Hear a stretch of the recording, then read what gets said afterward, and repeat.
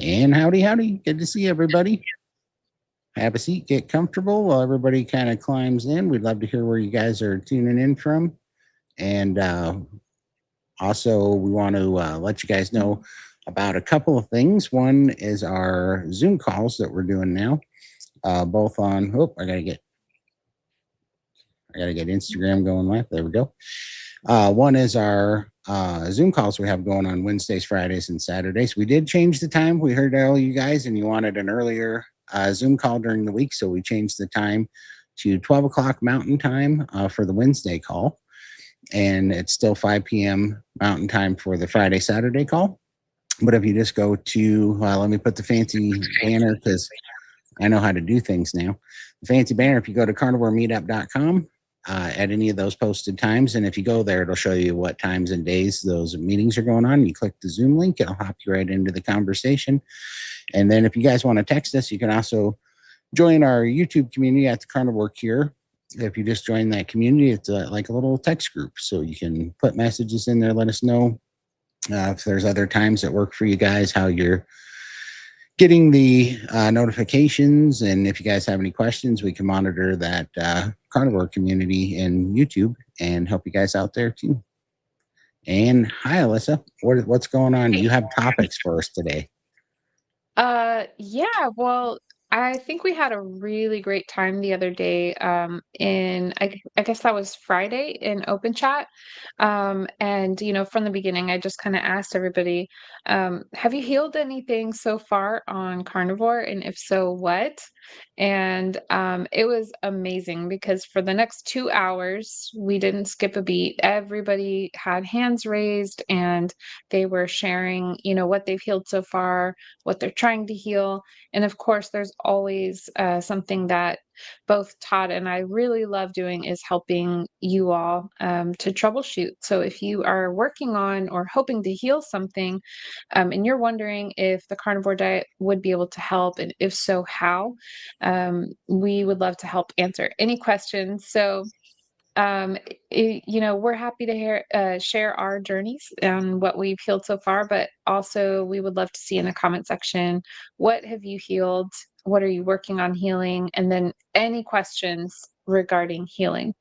I will say that on Friday, there were quite a few people who were like, hey, I've been carnivore for 2 or 3 years or, like longer term, and I still haven't healed whatever it is, whether it's an autoimmune condition, metabolic disease, or just not losing the weight that they want to. And so there are so many different levers to pull. And both Todd and I have experienced a lot of things in our own lives, but we've also been in the carnivore community helping people for the last 3 years. So let's get some QQQ in the comments before your question. You don't have to put 3 Qs. You could put 2 or 1 or whatever. We'll see it. But yeah, so Todd, do you want to give a brief overview of like what you've healed while we're waiting for some questions? Yeah, sure. This has been, what is this? This is month 44, going on 45. And so far, I mean, the weight has been awesome. I'm down 370 pounds, which is, that was more than I could hope for by any means at the, just 44 months ago. But the bigger surprises that I didn't know was coming with the carnivore healing was getting off oxygen, getting off the CPAP, healing my lungs, getting, reversing COVID lung and reactive airway disease. Also, I'd had a stroke in 2021, and I guess to you guys' demise, I've been able to speak again, not articulately, but as much as you guys hear. And so I'm able to string together sentences, at least. Like I was having trouble with that for quite a while there, and memory recall, and that all came back. And congestive heart failure was a big one. I still have some lymphedema, but it's 80 to 90% better. Like the lymphedema was out of control. Yeah, I was gaining and losing sometimes 34 pounds of fluid in a 24-hour period from water retention. That was partly from congestive heart failure, but my injection fraction is normal again, and my lymphedema is doing fantastic. And got off oxygen and healed metabolic disease. And between carnivore and some TRT, I got my hormones all settled, and that's been pretty amazing. And 44 months ago, I couldn't stand for even 90 seconds, and now, I have complete and everything, complete mobility back, and working out 3 times a week at the gym, and making strength increases every week. It's been fantastic, and yeah, it's been quite incredible. Even healed my stigmatism in my eyes, and diabetic retinal neuropathy has healed. I mean, there's, I mean, everything from neuropathy in my legs from the lymphedema, stage 3 fibrosis, tissue from the lymphedema in my legs. I mean, just the list is absolutely phenomenal. That looking back at it, I had no idea could, all these things, most of them, I was told I was going to have for the rest of my life, and I don't have any of them, not on any medications. Just, well, TRT is the only one, that's by choice. But other than that, no medications. And, I take some supplements, some iodine, some vitamin D3 and K2, but, and some creatine. But those are all by choice for just optimal, feeling better and recovery. But other than that, man, I mean, it's pretty freeing. And also, I was 600 pounds when I was 14 years old, and I've been fighting this for forever. I'm 43 now. And this is the first time in my life just have complete food freedom, no food noise, no appetite control issues. I got my leptin sensitivity back, healed pre-diabetes and insulin resistance, and just my body can finally build muscle and access stored fat to burn like it was supposed to. Complete turnaround. I feel like I'm a mostly normal human being, normal on the body, anyways, not so much the brain. The body's functioning normal. And why don't you tell them your amazing story, Alyssa? You are muted, Alyssa. What is normal anyway, Todd? Um, no, none of us are normal, but anyway, so yeah, I started off just with like I was pre-diabetic, and I remember trying to heal myself with all the plants, and my pre-diabetes turned into diabetes, and then over time, my health just continued to get worse and worse, even though I was cutting out all the junk food. I wasn't eating any processed food. I was like eating whole foods, tons of fruits and veggies, just like the good, clean, lean, proteins like, chicken breasts and salmon and, things like that. And it's like, you would think, because this is the diet that all the doctors say is supposed to be the healthiest, that I would have gotten better, but my health just continued to get worse. And I was eventually diagnosed with lupus, which is an autoimmune condition which attacks all your organs. And I mean, as well as some other things like the skin and I mean, I guess skin is an organ as well, so that makes sense. But um, even my blood sugar issues dating back to being a teenager and having to eat so frequently every 2 to 4 hours with like I would have to eat or I would feel so lightheaded and weak.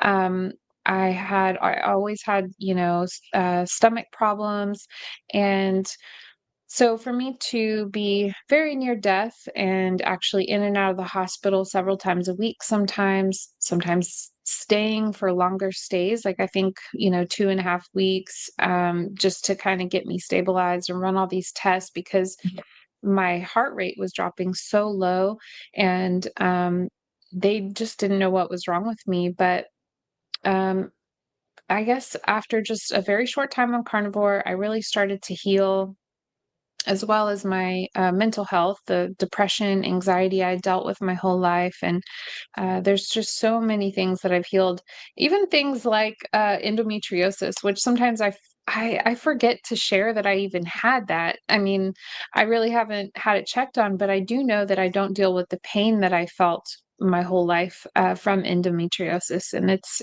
a terrible condition that I wouldn't wish on anyone. Very, very painful. But anyway, well, I think we have some questions that Yep, we I can got answer some right now. here. Cool. All right.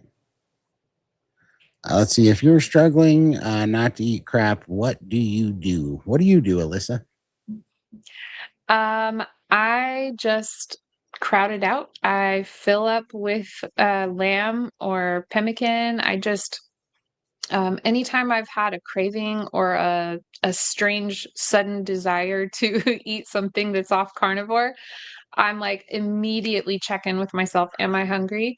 And it's usually, yep, I'm hungry. That's the only reason why I ever have these thoughts of eating any crap is because I'm not properly nourished. So just to stop and check in with yourself and like Todd, I hope that you can share everyone your process of like, okay, if I'm gonna have the crap, first I have to do this. So I think Yeah. that's really powerful. Yeah, that was a trick that I really just had to barter with myself when I was first doing this because the food addiction was so crazy. I mean, these carbohydrates and stuff, they're engineered. They're not just, put together on a whim just to taste good. They're engineered to hit the bliss point in our brain and light up all three pleasure centers of our brain.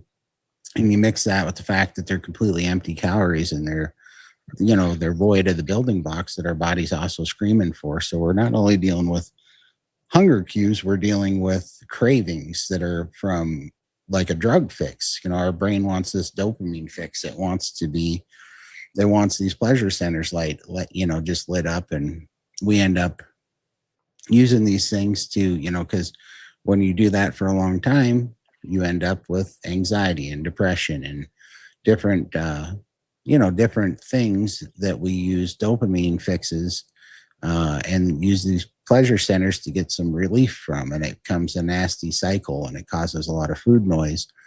And it's 8 times more addictive than cocaine. They've done studies on this. And so it's hard.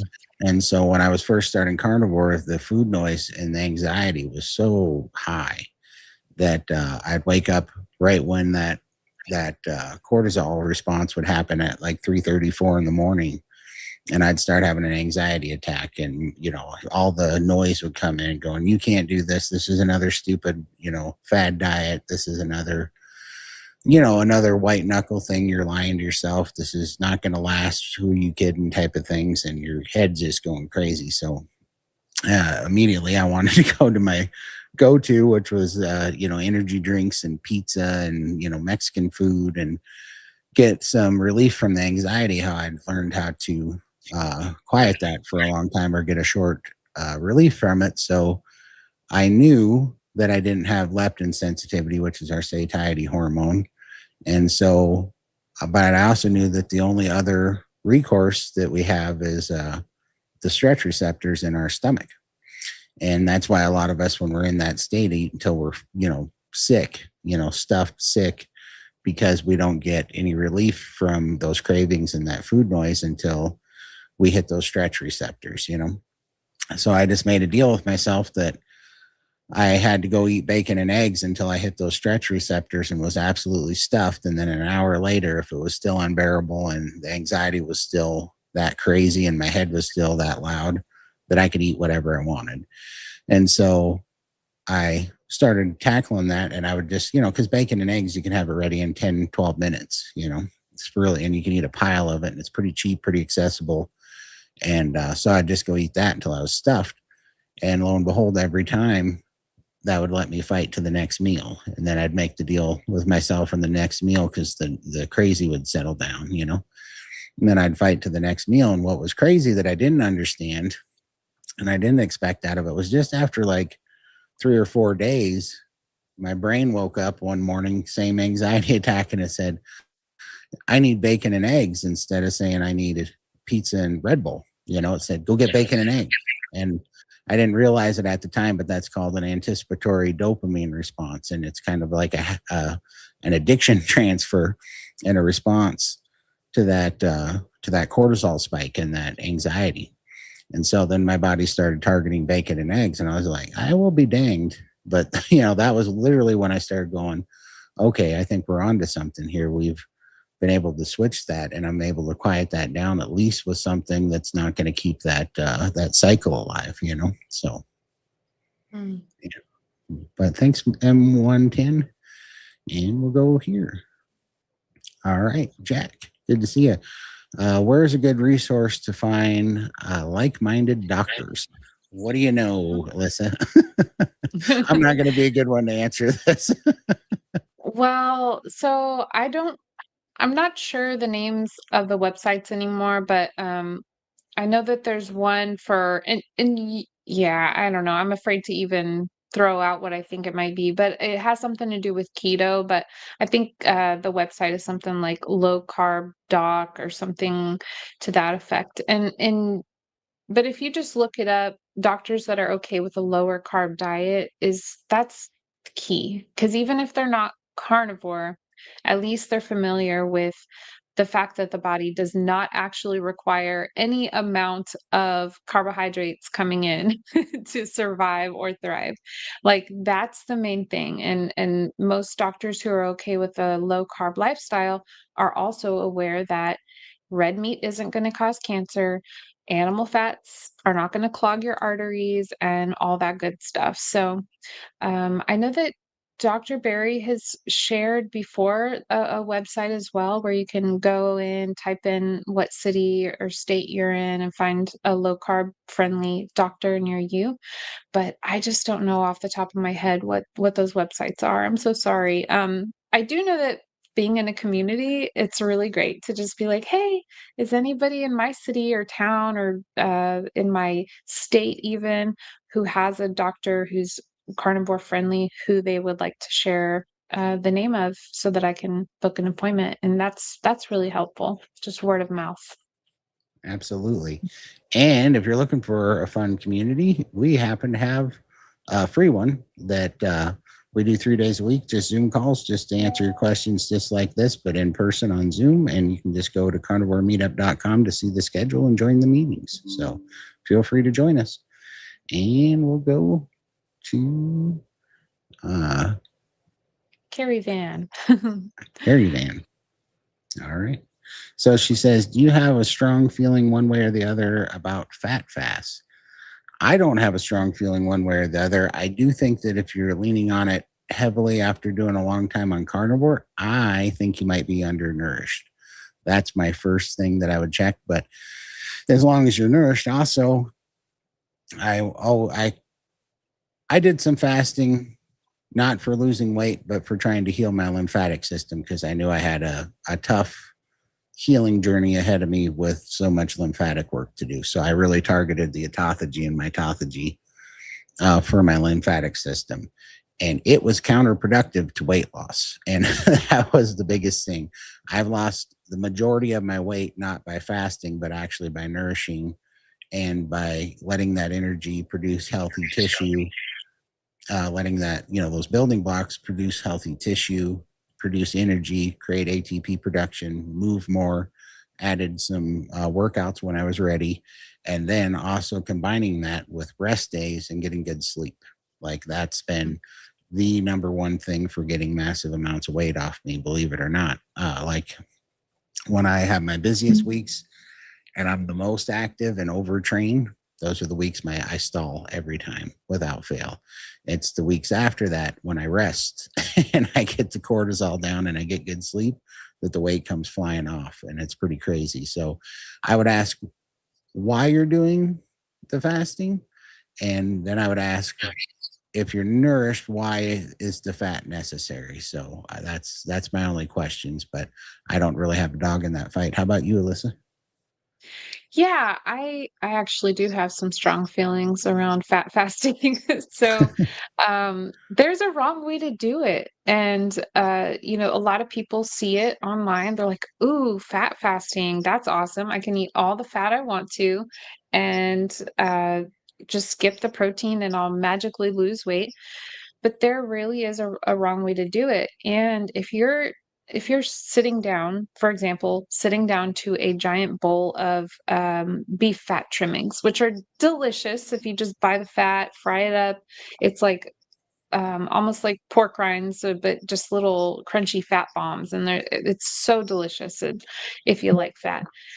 There's a lot of things that people do thinking, I'm going to sit down to this giant meal of fat and just fill up on this, and then that's how it's done. And it's really not how it's done. So in my one-on-one coaching experience, I've really stepped into it carefully with the people who really want to do it, and putting some parameters, some guidelines, like don't do it more than this many days per week, and that's going to be based on each person.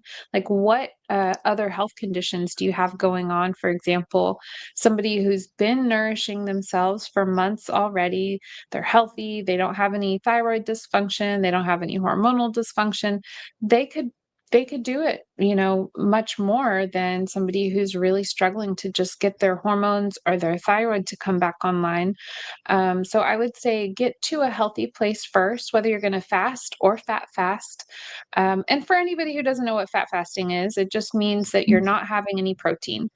You're taking out the protein. I think you can, and again, it's different for everybody.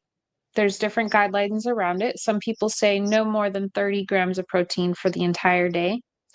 Some people give up to like 60, but it's basically very low protein and mostly fat. So my advice for each person is going to be a little bit different, and it can range anywhere from don't do it more than 3 days a week, don't do it more than 1 day a week, don't do it more than a week, all the way to just eat the minimum amount of fat that it takes to kind of make you feel satiated, and eat it as often as you need to. But please don't just sit down to a giant bowl of fat, because that's not going to end well unless you like having disaster pants, or like that also leads to a lot of nausea for most people if they just sit down with an empty stomach and eat a whole bunch of fat. And then, of course, what types of fats are you consuming? Because dairy fats are a totally different nutritional profile compared to the actual adipose fat from, or the suet from ruminants. So each fat is very different. So I hope that answers your question, and I hope it keeps people curious. Continue learning, look up videos on YouTube, and um, keep coming back and asking more questions. If you have some more specific questions on this topic, feel free to drop it in the chat and we'll answer it tonight. Absolutely. All right. Let's see. Have you considered making TV shows? Well, I'm glad you asked. After getting some consultations with the skin removal doctors, I think I'm a shoo-in for a reboot of the $6 Million Man. That's what I'm thinking. Because holy crap, are those things expensive. Do you guys remember the $6 Million Man? Wasn't it Lee Majors? And they rebuilt him, to be a superhuman, because he, it's kind of like a RoboCop type thing. But I don't know. But no, so I'm working on, so kind of, we're not, I mean, definitely we don't have TV money budget by any means, but we are going to be doing some series on YouTube of just some Carnivore 101 things, Lion Diet 101 things. Those will be coming in the future. And then I'm currently finishing up a garage, kind of making a hormetic stress studio out of it for filming, because I have to, I got some pretty invasive skin surgeries coming up, and I'm going to require a lot of healing. And after my little arm surgery that I had the other day and how much it took out of me, and that kind of shocked me, I'm going to have to be in the best shape I can, build enough lean tissue, and then have all the healing properties that I, at the highest I can get them. So I'm about to do some series on some hormetic stressors. So that's hyperbaric oxygen therapy, red light sauna therapy, cold plunge therapy, grounding therapy, Wim Hof therapy, sprinting therapy, and all the likes of those, as well as some healing peptides, as well as Lion Diet. So stay tuned for that, and those are going to be coming up here shortly. I'm hoping to get those started sometime mid-September, if I can get everything set up by then. If not, sometime 1st October. So those will be coming. And then we have some ideas for the future, but that we will release to you guys at a later date. But I'd love to hear what it is you guys would like some content on, or some direction on, or that you would find interesting, or that you guys would, that would be helpful to you guys for just learning this way of eating and keep you guys carnivore. How about you, Alyssa? Are you about to be a TV star? Absolutely not. Nope. Okay. Well, there's that. So, shut down. All right. Canned sardines is lion. Yes, no, maybe. Not where I'm Well, from. yeah, lion diet, a lot of people do get it confused because they think it's meat, salt, and water, but it's actually specific ruminant meat. So ruminants are cows, bison, lamb, goats, all the little animals with, or big animals with hooves. So deer, elk. What am I missing? Camel, if you can find one, giraffe. Giraffe. So I've been meaning to get on some of that giraffe. I want some giraffe neck. what? You're not eating giraffe for breakfast, lunch, and dinner at this I point? know. What kind of It's carnivore weird. are you? I know I'm gonna lose my card, but I'm as soon as I can find one of them pesky little buggers, you'd think they'd stick out like a sore thumb, but I ain't seen one yet. Well, so yeah, I mean, and it's funny because if you do want to include something like sardines or seafood, we have a fun name for that too. We just call it the sea lion diet because you're adding seafood to the lion diet. And for anyone who's curious, like, why is it called the lion diet?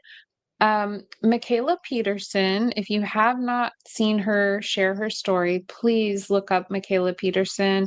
And her name, it has a unique spelling, but I'm sure YouTube will figure it out, even if you spell it wrong.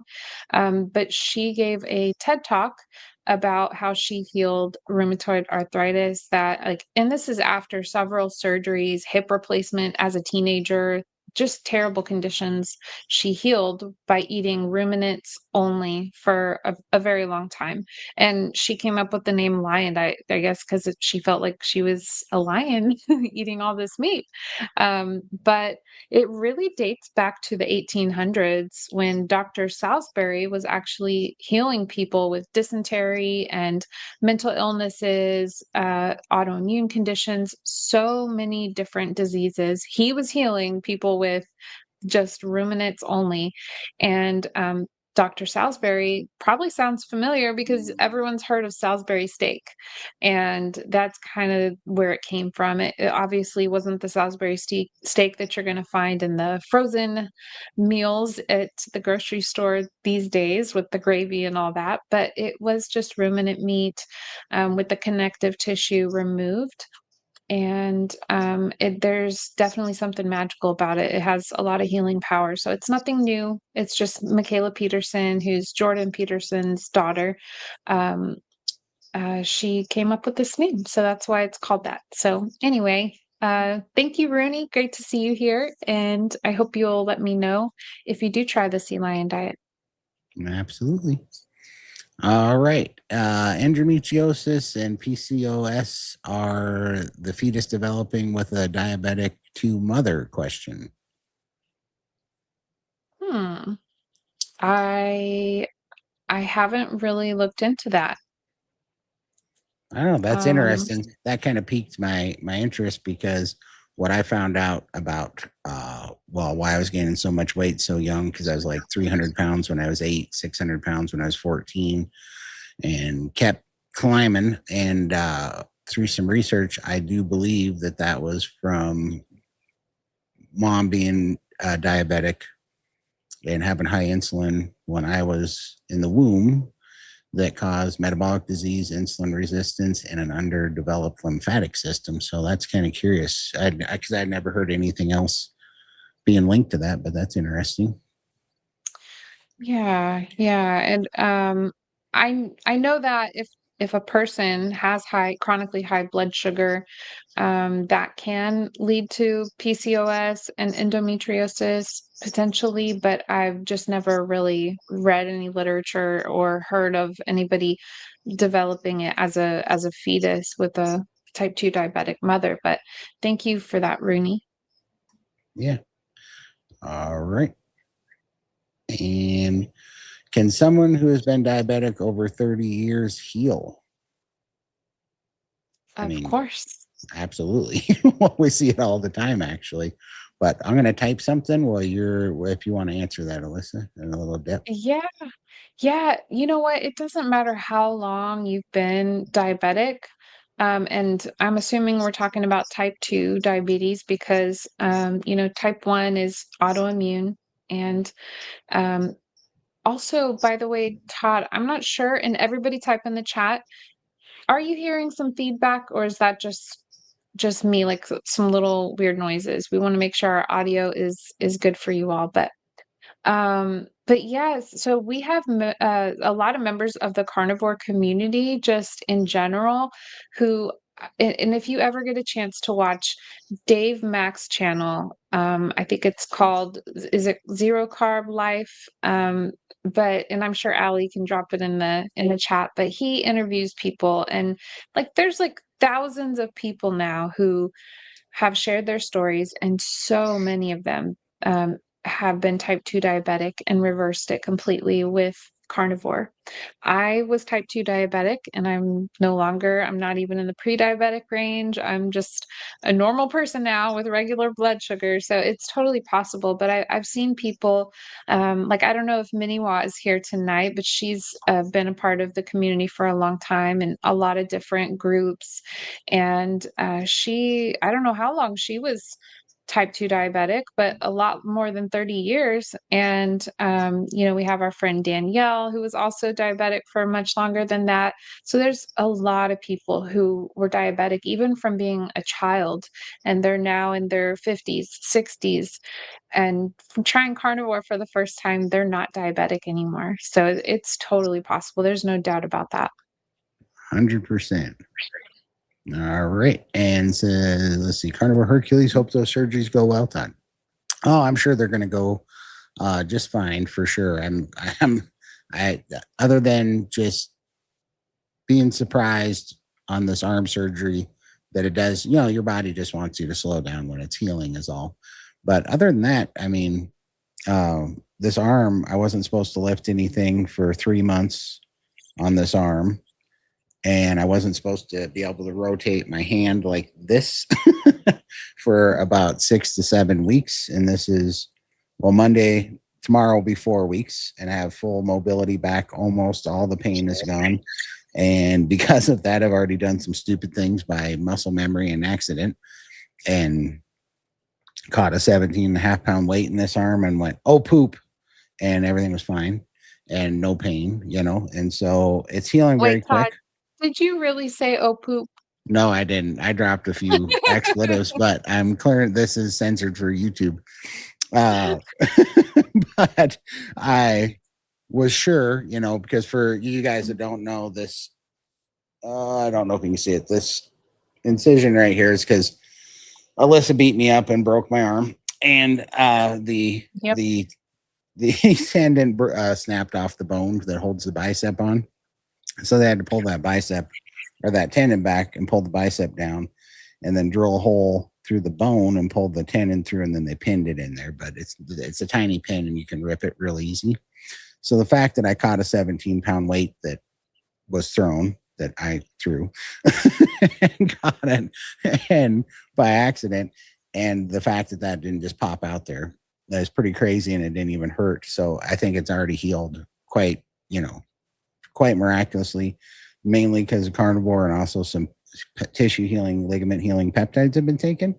But so I think with the added help of hormetic stressors, because all those things increase your growth hormones and release stem cells for healing. And I think with all those things and the added oxygen therapy, hyperbaric oxygen therapy to create tissue healing and lion diet, like we're pulling all the levers. We're hitting it at, like, I don't think if there's something better that I could be doing or add to this, put it in the comments, because I don't think we're missing a single thing. So we are going to see, and you guys will all know if it goes right or terribly wrong. I think the worst thing that's going to happen is I'm going to have a nipple in a funny spot when they put it back, but we'll see. So, all right. And Tim, good to see you, Tim. How can I reverse insulin resistance? How can we do that, Alyssa? Um, well, I have so many questions because it's really not as simple as you would think. Like for most people, I would say just go carnivore. But there are some people who go carnivore and they are still not beating that insulin resistance. And so sometimes it does take a little bit of strategy and really sometimes that oftentimes it does involve a little bit of fasting. This is nothing crazy, like no week long or 40-day fasts or anything like that. But you cannot go into fasting to beat insulin resistance without first truly nourishing your body. So I hope that everybody can really let that message soak in that you can really do your body a lot of harm by going into fasting without first being properly nourished. And if you're battling anything else, as I mentioned before, the thyroid is a very delicate thing. And it's like the thermostat of your entire body, it controls so many things. And so if you start doing too much fasting to try to beat insulin resistance, and then you end up crashing your or burning out your thyroid, then that's going to screw up a lot of other things. So, how do you reverse it? Very carefully. Working with a coach one on one, which I know you have before, Tim. But there are lots of ways, and we've seen it happen over and over again. And sometimes it's just because everybody's a little bit different. Finding that specific key for you, just you, to unlock that door. Yeah, and not mentioning any specifics, but just because I know a little bit of your backstory, Tim, I think personally, because you have some inflammation going on from some underlying things going on, I think your body's having a hard time getting into rest and digest and healing. And I think just from like, that would be the number one culprit that I would suspect, Tim, because when my CRP was 44.8, my body was holding on to weight, and it was not like, when I got that CRP down and got that, inflammation down, everything changed, from better composition changes to my fasted A1C dropping all the way down to, I think the lowest I got it down to, and I haven't checked it in a while, but it was 4.6, which is nutty from where I was at. And all those things, and the weight and the composition changes and all those things came off. And I would suspect a couple of things. I would look at total testosterone, because there's a link between inflammation and low testosterone. And that was certainly one of the problems. I also had to go get my periodontal cleaning to get to work on the bacteria in my gum line. That helped drop it. But then the healing peptides pushed it over the edge. And when all those things came online, because I do the TRT and I got the testosterone up there, and whether you can do that with carnivore, like or not, that's up to you. It's a personal decision. But I think all of those things helped me get that down. And that's when everything, being in that state where your body's not constantly fighting something and your body's not constantly in this fight or flight mode, puts you in such a healing state that's when things really start to move quick and things really start to heal. Because when you have an underlying infection, it's like all hands on deck, and your body's just focusing always on that one thing and trying to keep that at bay. And so it has a hard time healing in that state, so that's something I would look at, Tim. All right. And what do we got here? It was Jordan on Joe Rogan where I first heard about carnivore. Yeah, I think that was about where I heard second, but it was certainly where I was like, well, if one of the people that I consider to be one of the smartest humans that ever lived is for it, then I will jump in with both feet. So that was, I definitely agree there. Put in the chat if you're a Jordan Peterson fan. I know he's not for everybody, but I am a huge fan. All right. Did I miss anybody? I think we were at, you guys, how did we catch up to y'all?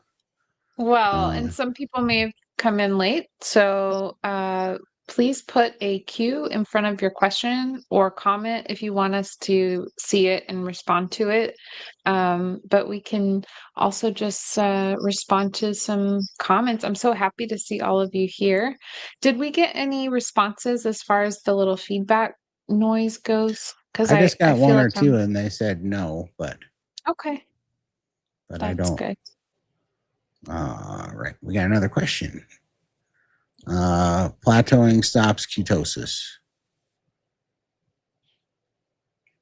I think, yeah. Go ahead. I mean, I think we're always in states of ketosis and we're always in states of like gluconeogenesis, and at different times.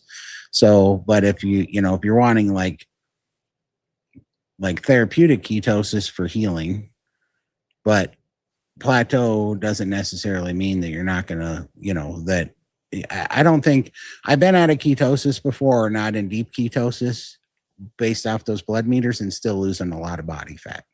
So I don't personally think that that's a huge marker. And I think I definitely see it for if you're fighting a specific serious autoimmune condition and things where just being in high ketosis uh, keeps your body from having some issues. I can see the benefit of really diving in on that and really being strict. But I think by chasing that number too much, we can actually kind of drive ourselves crazy. It's just another mechanism of like a calorie restriction diet where you're trying to manipulate your body into doing what you want it to do to get a certain result instead of giving your body the building blocks and the resting healing state where it can take over and start really getting you where you want to go, right? And so I'm not sure exactly what your question was on that, but I think um, that is not necessarily always true if I'm getting what you're saying. Question: my A1C is rebounding up. What would this be? Why would this be happening? What do you think, Alyssa? Um, my A1C is rebounding up. Well, I mean, I would like to know how long you've been doing carnivore and how strict you are, but there's a lot of reasons why your A1C might be going up. Number one, are you under stress, like chronic stress? Are you not sleeping well? This can really affect your A1C. But if you can drop it in the chat, we'll keep an eye out for your answer as far as how long have you been carnivore and how strict are you on that? Um, because a lot of people make the mistake of like, okay, I'm going to be carnivore, but I'm gonna kinda have a sugary cheat, 2 or 3 times a week. It's just a few bites of ice cream, or it's just this or that. But when you combine fats and carbs, that's a deadly combination, and that is also really bad for your A1C. So, it's very important as you go higher fat to make sure you're taking out those carbohydrates and, um, you may think of it as a tiny little cheat here and there, but and it doesn't have anything to do with morals or doing right or wrong, but it's just the fact that the combination of fats and sugar it's going to cause issues with your A1C, with your weight stalling, and things like that. But also, there are theories around the fact that some carnivores do have a higher A1C than you would expect, even though you're not eating any sugar or carbs, because our red blood cells are living longer. And so there's a really awesome calculator that you can find online if you just kind of Google it, but it takes into the account that our red blood cells are living longer than just 90 days. It's closer to 120 days that our red blood cells are living, and so, that's why our A1C may look much higher than it actually is. So it'll calculate that. Oh, Effie's here. Yes. Thank you, Effie. You're the one who introduced this awesome, um, equation into open chat a few months ago. So, yes, the math is needed to get the real number. It's true. It's a That's very awesome. different number. Absolutely. And is waking up every night from 1:30 to 4 a.m. from a cortisol issue? It certainly can be. That's certainly one of the options and one of the main things to look at. I'm sure Allie's got that link for the salivary cortisol test, and you want to talk about that a little bit, Alyssa? Yeah, I'm a huge fan of the salivary cortisol test. It's a test you can order online. It's about $120. If you have the right link, it can be more expensive than that for sure. But they'll mail you this little box with some tubes in there. Um, the tubes are here, we'll just say about the size of the marker pen cap. And you're going to fill that up with your saliva 4 times in a day. And you want to pick a day that's just pretty average, that you're not doing anything out of the ordinary. So if you're, you know, if you're, let's say, for example, working out 3 times a week, pick a day that you're not going to work out. And to choose that day that you're going to collect your saliva when you first wake up, at noon, at 3 p.m., and then right before bed. And this is they'll give you back your results within a week or two. And if you need help interpreting those or figuring out what to do about them, of course, I still offer one on one coaching. So please reach out if you need any additional help. But this is going to tell you, and you could, if you're really curious about that 1:30 to 4 a.m. cortisol, you can schedule, instead of taking that one at night right before bed, you could collect that at whatever time you wake up in the night. And then you would have a for sure answer of exactly what was your cortisol level during that wake up. Um, and a lot of people are surprised to find out that your cortisol being low is also very similar in symptoms to your cortisol being very high. You can wake up for both reasons. If you're, a lot of people just think, oh, I must have high cortisol because I keep waking up at night, or I'm very, very stressed. But really, if your cortisol goes too low, your body will sense that and start to freak out, because we need some cortisol to stay alive. And so it'll startle and wake you up in order to stay alive, basically. So I would encourage you, if you're not sure and if you're really getting interrupted sleep this way, um, check your cortisol. And if you can't afford that test, there are other ways to kind of troubleshoot this issue. Like, we can just go in one direction and kind of find out. And that's what I do with a lot of clients who are not able to afford the $120 test. Based on their symptoms, I can work with you and help you figure out, is it high, is it low? And it's pretty easy to figure out within a week or two. Yes. And I wanted to say hi to everybody on Instagram and let you guys know I'm posting a link in Instagram. I forgot to do this last week, but what happens on Instagram? This is weird. Why is this doing this? Sorry. But what happens on Instagram? There we go. Sorry. What happens on Instagram is it only lets me go live on Instagram for 1 hour. And so we go 2 hours here. So we go extra innings on YouTube. So that's the YouTube link if you want to hop over, because we have about 11 more minutes on Instagram and it's going to cut off. And then you guys can hop over if you want over on YouTube and finish the live stream with us. So, and then also take this time, because we're catching up on, we got a couple more queued questions. So we love it to hear your guys' questions. If you put a queue in front of your questions, we will get to them in order. We'd love to help you guys troubleshoot. So, all right. How and when do you do Wim Hof breathing? I like to do it in the morning. And I don't know, Allie might have the little 11-minute video of the Wim Hof. I like it because it's got this cool little graphic that you just breathe along to. But basically, you just do this deep breaths in and out, and you do them about 30 times. And then at the end, you breathe all the way out, you hold your breath for 30 seconds. Then you repeat that again 30 more times. And then at the end, you hold it for 1 minute. And then you do that again 30 more times, and you hold it for a minute and a half. And you do that again 30 times, and you hold it for 2 minutes. And you just work up to see how long you can hold it. And I was flabbergasted, because when I started this, I was on 6 liters of oxygen, and I couldn't hold my breath for 10 seconds, and panic would just, I was so, what do you call that? Hypoxic or whatever. Like I had no oxygen. My oxygen saturation with 6 liters of oxygen was only 88% being, oxygen dependent. And I couldn't get those numbers up. And doing carnivore, really lion diet and Wim Hof breathing to try to get those numbers up, I was just trying to get up into the mid 90s on oxygen, and I hit that. And then it wasn't too long. I mean, I think it was like 7 months of doing Wim Hof and oxygen and lion diet, and I got completely off oxygen, and my oxygen levels are always hanging out at like 96 to 98%. And I didn't even have those levels, oxygen concentration levels, when I was like 15. Like that's how nuts that is. My oxygen's always been like 90 to 89 my whole life. And I never had good oxygen concentration or saturation. And yeah, now it's crazy. And it was only like 6 months, and I could hold my breath for a minute and a half. And now I can hold it for 2 minutes, which is silly.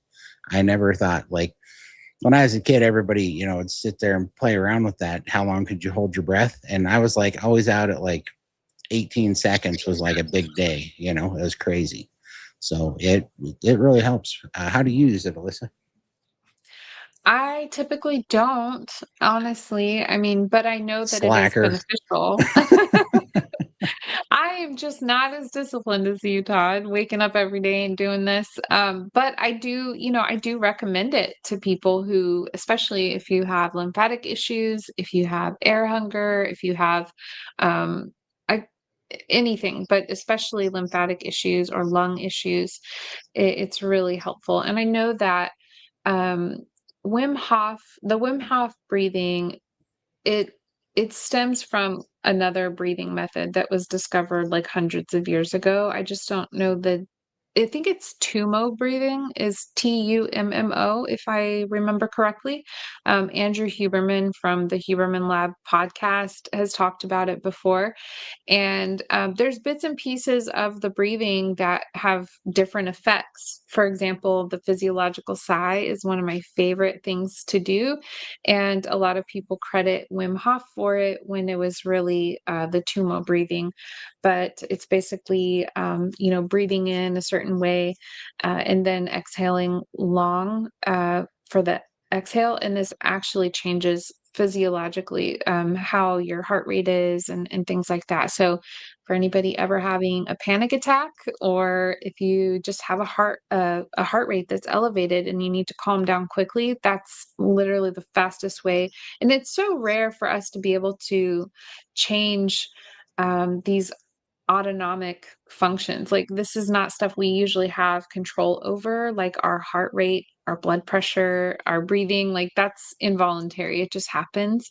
But that's one thing we do have control over is when we do this specific, when the exhale is longer than the inhale, it will slow down your heart rate. So that can be really helpful. So I'm a huge fan of breathing.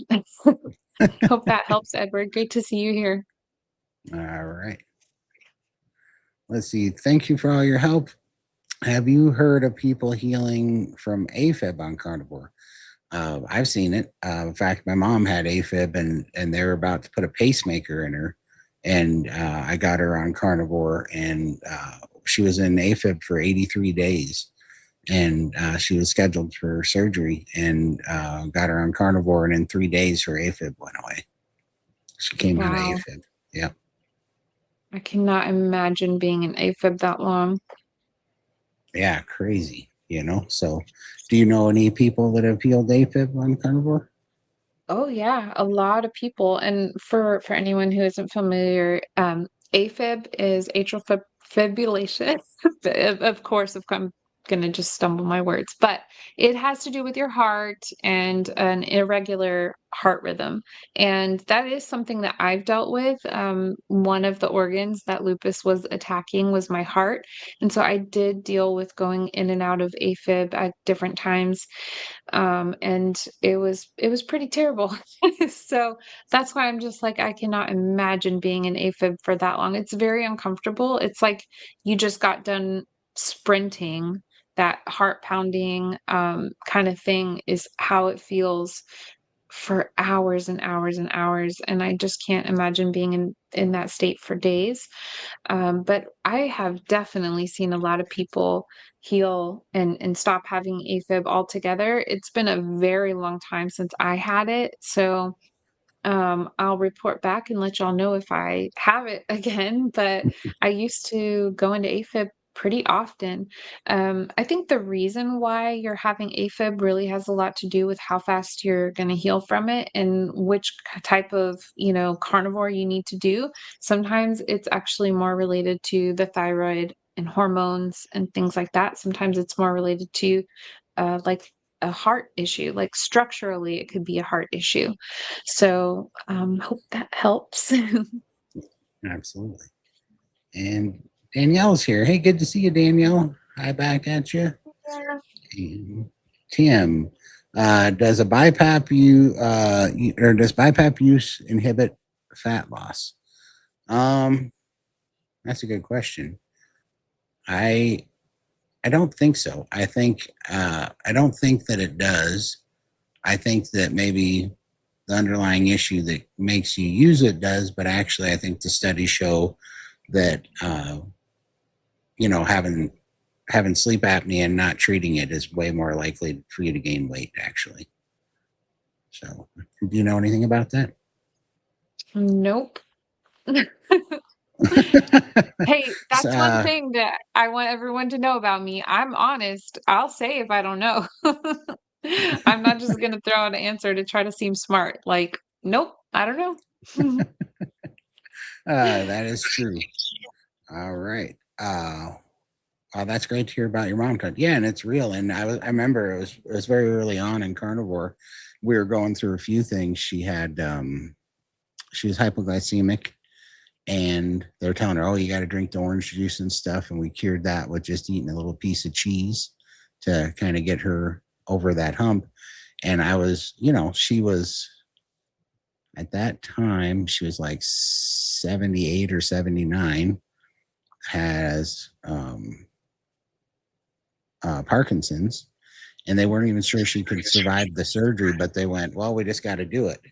And I'm like, that's it? Like, we're not going to look at electrolytes. We're not going to like try anything else. And so they'd scheduled her and she was going to go in. And so I just started doing, watching all the YouTube videos on it. And we gave her some electrolytes. We gave her at the time I was just coming out of ketovore. So I found a Dr. Berg video on vitamin B, nutritional yeast, and a few things and some electrolytes. And so we put her on that. We got her on Carnivore, and in 3 days we got her pulled out of it, and she hasn't gone through a bout like that since. Now, and she's not even full Carnivore. She falls on and off and on and off and on and off Carnivore all the time.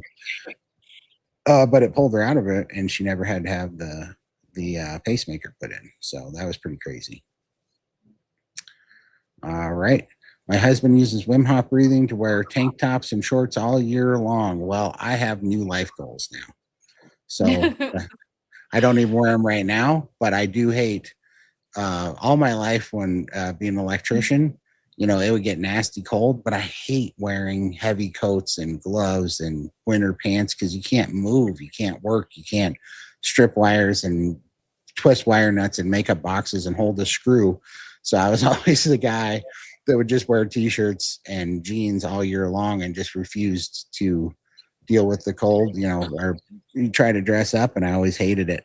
And it was always kind of funny, except for I'd always get a nasty cold every winter and just carry it through the winter. But I hated winter clothes, so I should have been trying that back then. And Allie, what are you thinking? I don't know what that is. I don't know if that's a super chat, a gift, or whatever you're doing, but don't do that. If it costs money, don't do that. You dork. Yeah, I texted her and asked her, what's this goat trophy about? She said, she thought it was going to be something she could send to one of the people in the chat. And for those who don't know, goat can mean greatest of all time. So I think we're just getting a compliment. There we go. Let's take it as that. Right. I think she was talking about our resemblance, but I'm just going to leave that there. All right. Let's see.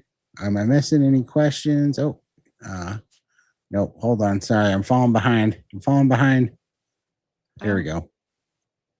Uh, have you heard endocrinology or anecdotally. anecdotally? I cannot see. The sun is in my eyes. Anecdotally, if carnivore way of eating has seen improvements for anyone with what's that? Atherosclerosis? Is it Arthrosclerosis. atherosclerosis? Yeah. I don't even know what that is. So, what is atherosclerosis? Well, do you want me to read because yeah, I mean, it has to do with the veins in going into your heart and here, let's read the technical term. Yes, please. But yes, tons of healing stories.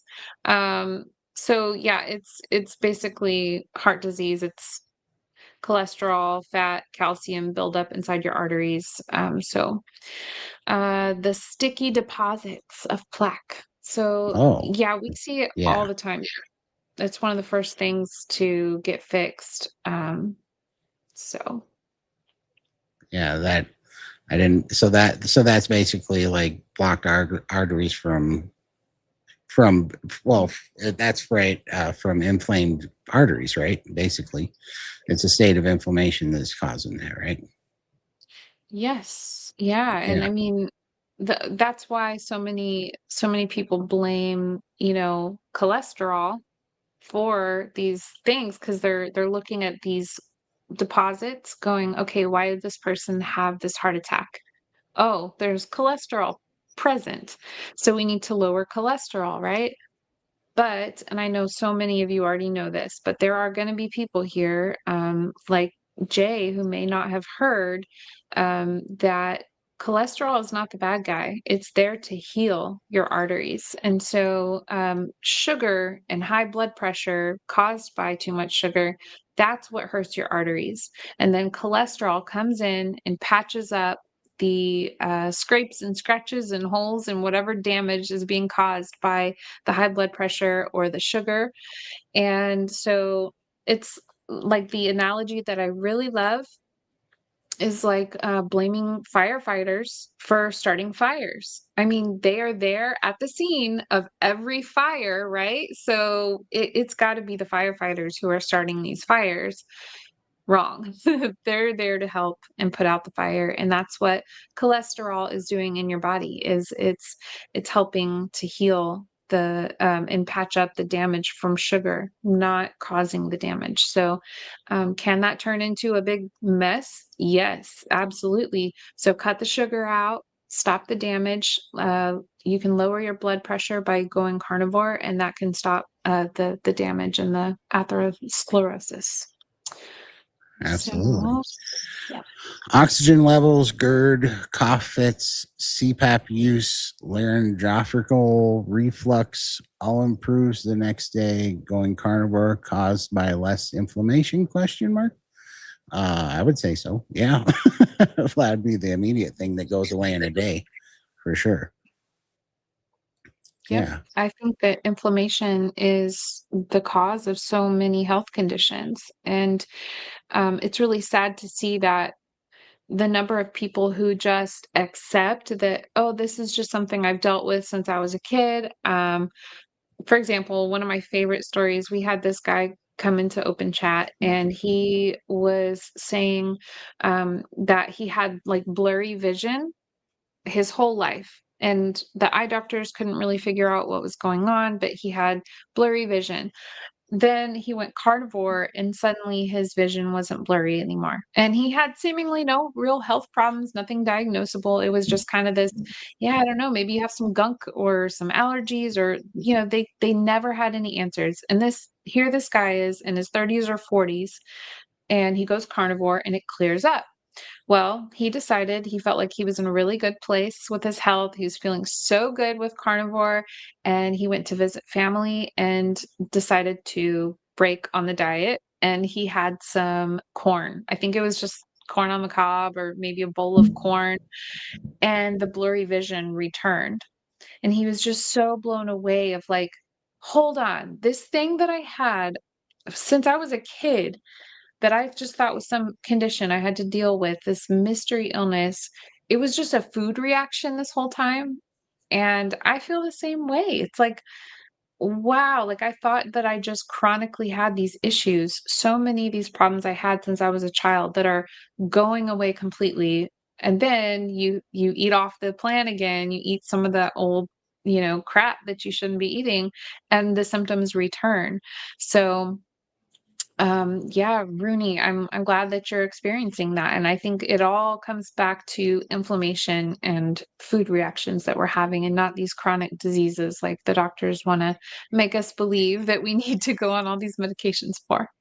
Yeah, I mean, it is so silly when we zoom out, like seeing it from this side, and there's just a weird, kind of awakening that happens when you actually experience it yourself. But zooming out and seeing it from this side now, there's so many things like that are absolutely silly, and even carnivores that I talk to that just have been kind of winging it on their own, and they have their kind of own idea what carnivore may or may not be, and it's kind of dirty or not streamlined at all.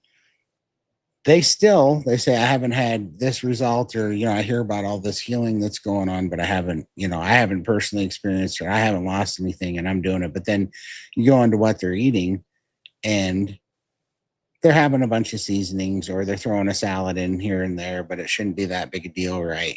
They think, and they're having some fruit, or I'm carnivore but I eat X, Y, and Z, or I'm carnivore but I have a cheat day on Sundays, or whatever. And you hear all these things, and then I ask them, like, when you have that fruit, well, yeah, nothing, I don't seem to have a problem with it. I'm like, do you ever, after having it, do you ever feel like you can't breathe through your nose? Does your eyes ever water? Do you feel like you got a little cough, or you got to clear your throat? Do you get any joint pain? And she was like, well, sometimes, yeah, I do have some of those things, or whatever. And it's so crazy how we all got accustomed to, well, I eat and then I cough and then I hack up a loogie, and then I can't breathe through my nose for a couple hours, or my eyes get Yeah. runny, or all this stuff. And that was for everybody in my family. For 30 years, that was a normal thing. You just eat and you get congested. You just eat and you get tired. You just eat and all of a sudden you have brain fog. You just eat and your nose runs. You just eat and you cough up crap.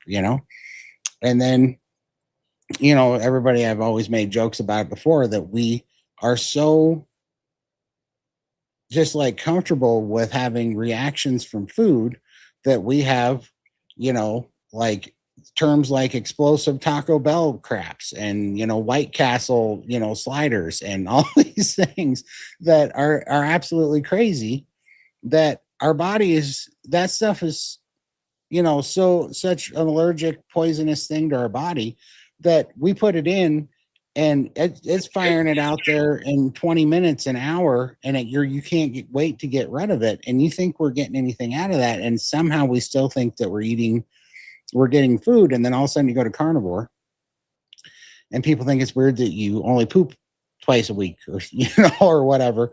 Well, as it turns out, we're not supposed to be a recycle factory just passing through all this toxic crap that our body can't use, and it has to just deal with it. If it's not using it, it's having to deal with it.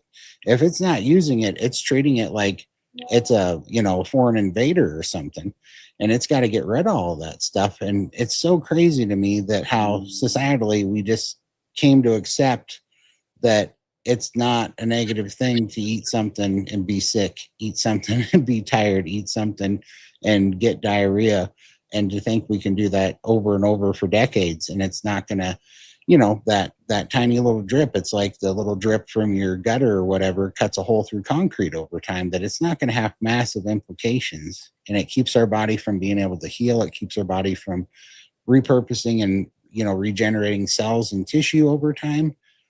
And then we just say that we have chronic fatigue syndrome, and we have mitochondrial dysfunction from age and all this stuff. And it's like, or maybe we've been low grade poisoning ourselves every day for decades, and our body has never been able to do the maintenance, and we haven't given it the building blocks that it needs to have the chance to rebuild, and man, it's amazing how resilient our bodies really are, that it can take 3 decades of some of the craziest punishment that I put it through with, no chance to rest, no chance to get a break. And just in 44 months, still come back so strong to heal it. That's why when people say, can X, Y, and Z heal on carnivore? I can't promise you that every one of those can, but my money would be on that it can, because I think our body's incredible. And if you give it the tools that it needs, I don't think there's any stopping it. I think that it could heal. I think they can blow our mind. It certainly is blowing mine. And watching what Alyssa's come back from is incredible, you know? Yeah. So we caught up to the questions again. And I even ranted a little, and you ranted, and nobody's asking questions. So we need a pill for Oh. questions.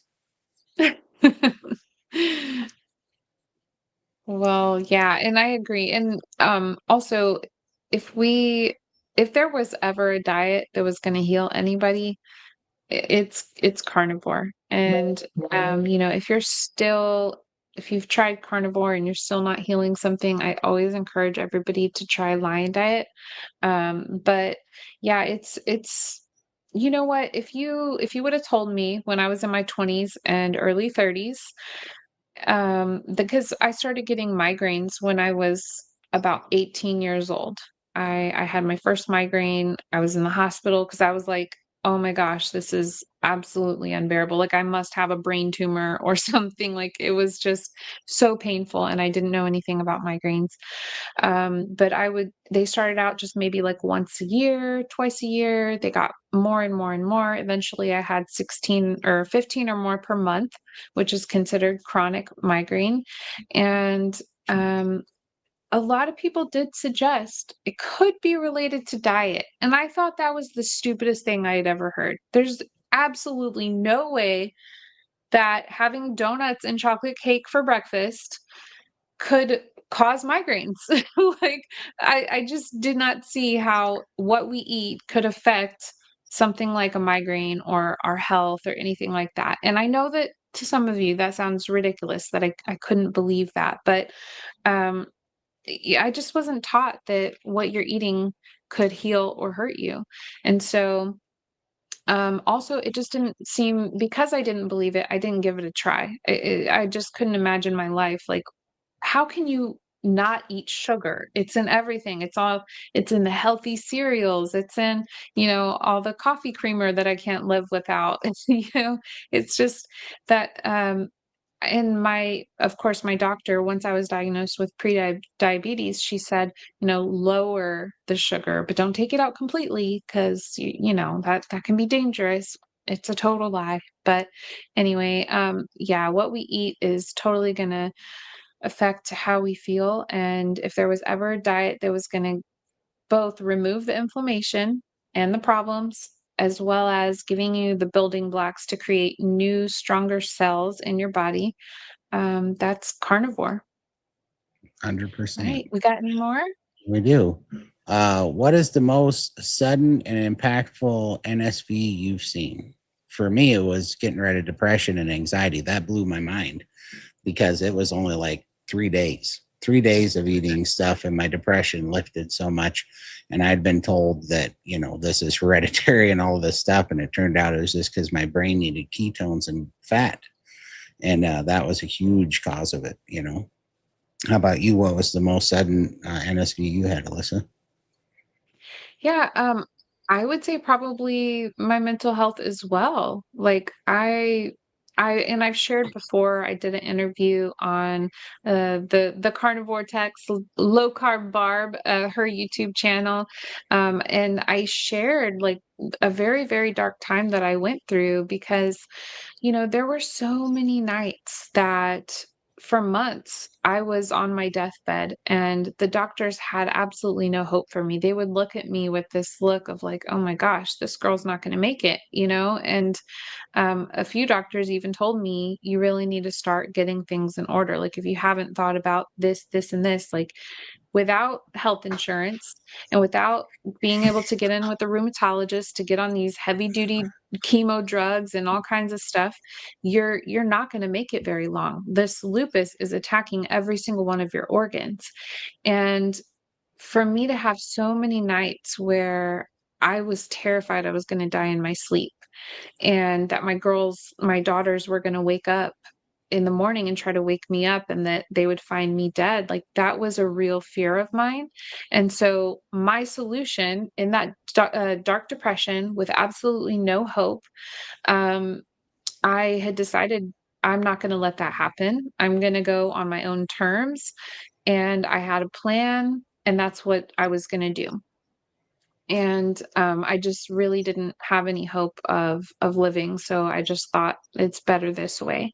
And within, I want to say within 3 days of carnivore, it was like all of a sudden everything came back to life. My brain came back online and I had this thought of like, wait, hold on. I don't want to die.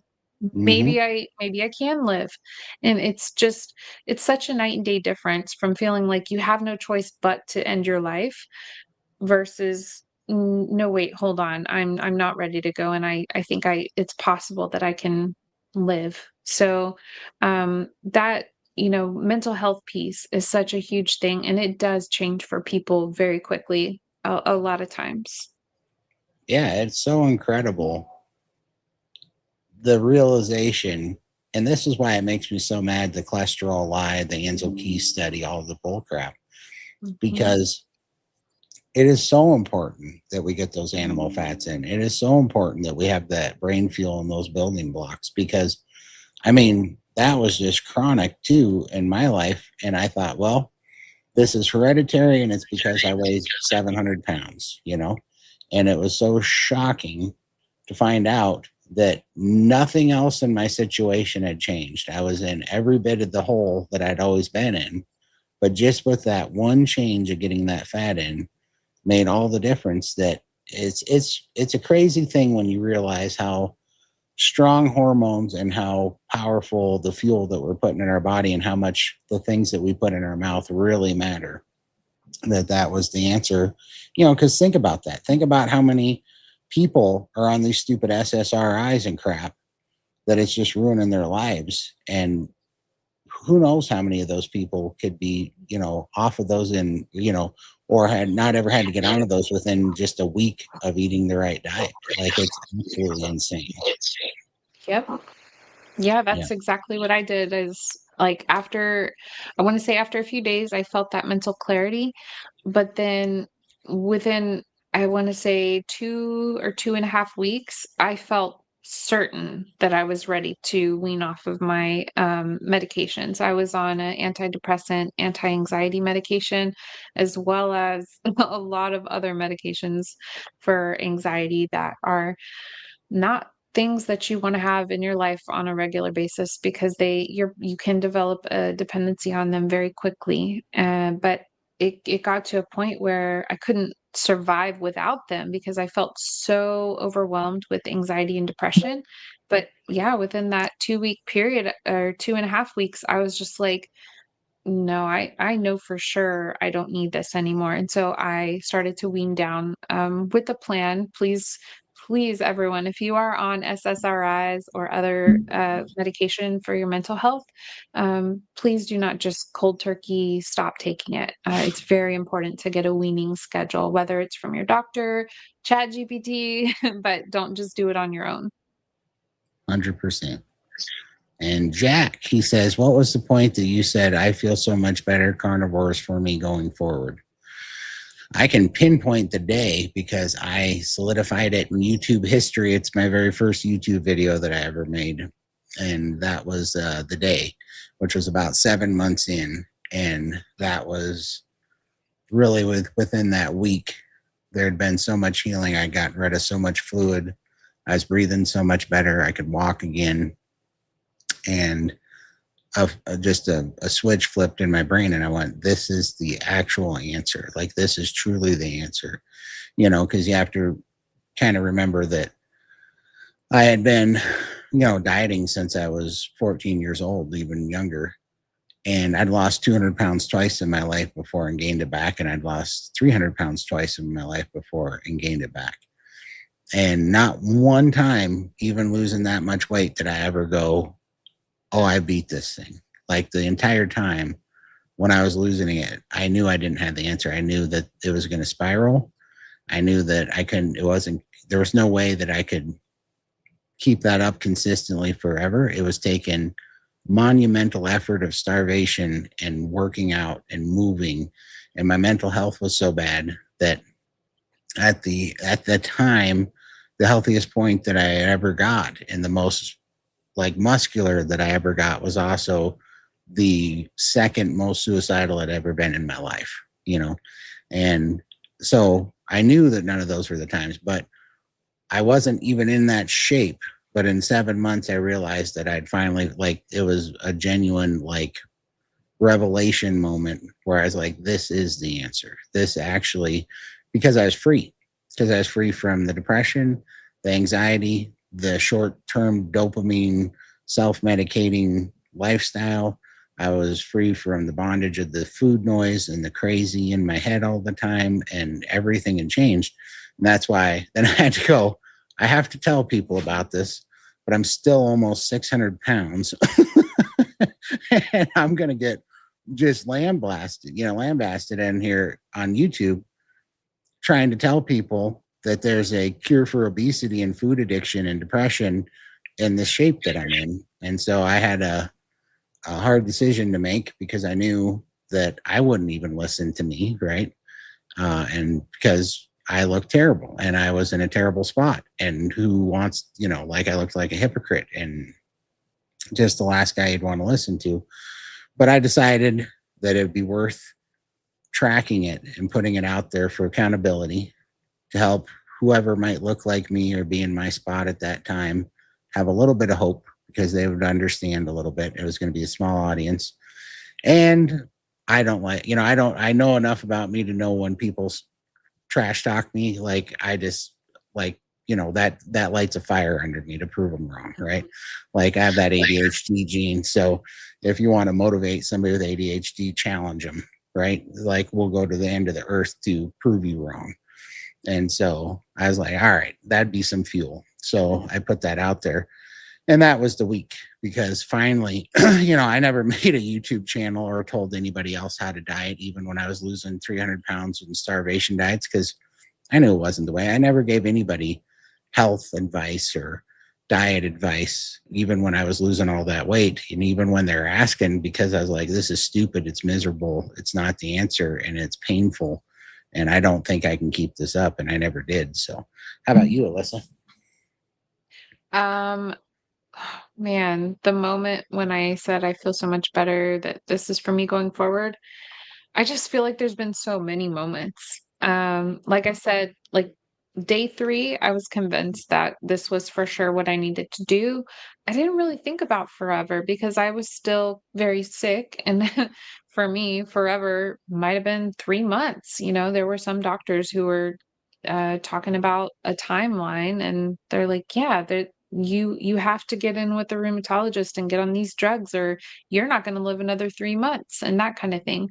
Um, and so then there was that 2.5 week period when I noticed, but then it's just I've continued over the last 3 years to get better and better and better. And so I can say that right now I feel sure that nothing, like no food feels worth it for me to go back into diabetes, into chronic pain, mental health struggles, anything like that. So I just don't remember when I had certain points. I just know that it's happened a lot where I'm like, yeah, absolutely not going back to anything else. So Right. that's a good question though, Jack. And not asking questions. Did I miss the one? Somebody asked me if you can ask questions about your dog, and you absolutely can. Your carnivore dog. Please put those in the chat. Joe says, not asking questions because I know you won't answer mine because it's about something you can't talk about. Bet. I will take that bet anytime. Put that in there. I want to Uh-huh. see it. I want to see what it is because I think you'd be surprised because I am untethered and I don't care that much about YouTube violations. So go ahead and shoot. Yep, this man has no filter. None whatsoever. And I will take that as a challenge. If you don't eat dairy, how do you get your calcium? Ooh, I love I, this question. yeah, So, shoot.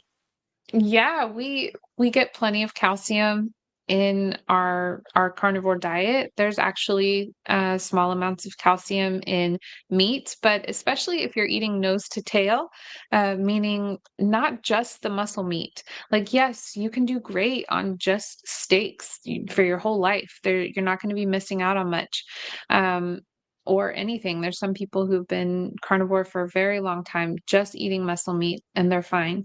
But if you need to reverse some damage or you're really trying to get what you need with extra nutrients, eating what we call nose to tail, including the whole animal. So use the bones to make bone broth. There's going to be extra calcium, honestly, in the meat. If you just buy the meat on the bone, by cooking it on the bone, you're getting extra calcium.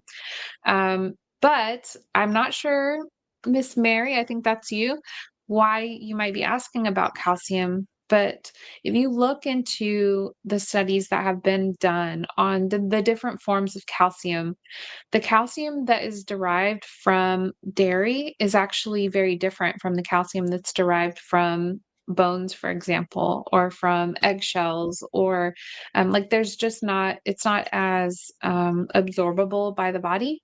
And then there's another myth that a lot of people think, as well as like, oh, you need dairy for the calcium. You don't, but also you don't need calcium to build strong bones.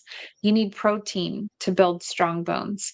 And yes, bones are made up of calcium, but you don't. There's a video or a YouTube channel called the Dr. Doug Show, and he talks a lot about osteoporosis and weak bones. And he's not carnivore, but he's a huge fan of whole foods, and he is a fan of the carnivore diet. Um, but he definitely talks about the fact and the relationship there, but the fact that you don't need to take calcium in order to build strong bones. You need protein. So I hope that helps. All right. Let's see. Do you ever measure ketone levels and what they're at? I assume it matters. Or for mental health, my ketones seems to be below zero point 0.5. I know I'm eating too much protein, but too much fat gives me diarrhea. I don't. I used to, but I was at like it was driving me insane. But I was at like zero point 0.2 for forever. But the thing is, I lost my first 200 pounds at zero point 0.2, and my mental health improved at zero point 0.2. So we have to remember that those things are just measuring the excess ketones in your blood, not the ones that are being used. And so you might be using them too. So that's one thing. So I think unless you are really dealing with some severe autoimmune condition or something and you have a real healing thing that like is, pretty dire and pretty uh dependent, like seizures or something, I don't think that like I don't find it beneficial. I'm not saying that there's not for somebody a reason to do it, but I think it was always just having me chase my tail and have another thing that was drowning out my ability to hear what my body wanted versus what I was now focusing on. I'm going to have a talk about that sometime too. I want to make a video about that, about focus and what you're focusing on and how when you're focusing on the wrong thing, it's taking your focus off the right thing and you can't hear it, and that's one of the reasons I don't like those. But how about you, Alyssa?